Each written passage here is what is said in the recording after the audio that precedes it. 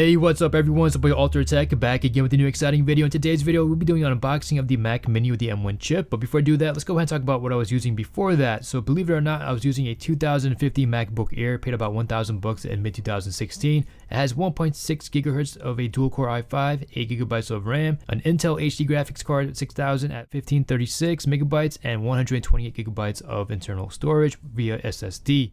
So why would I go ahead and make the change right now? Why would I go ahead and get a Mac? Well, the answer is pretty simple. The M1 chip, and despite it not being compatible with some of the latest plugins on Final Cut Pro, I still need a new device. This is starting off at $699. Alright guys, so let's go ahead and do the unboxing real quick. This was scheduled to arrive in January of 2021. Shout out to UPS for the fast shipping. I've worked for them in the past, and I can tell you guys it's a very tough job.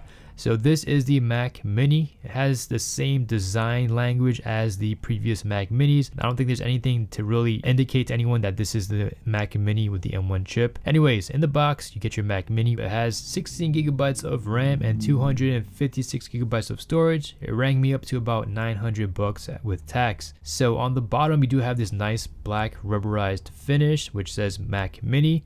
And on the back, let's go ahead and check it out. There's this black tape. I'm guessing it's to protect these ports from moisture. You're getting a power button, power supply outlet. You're getting an Ethernet port.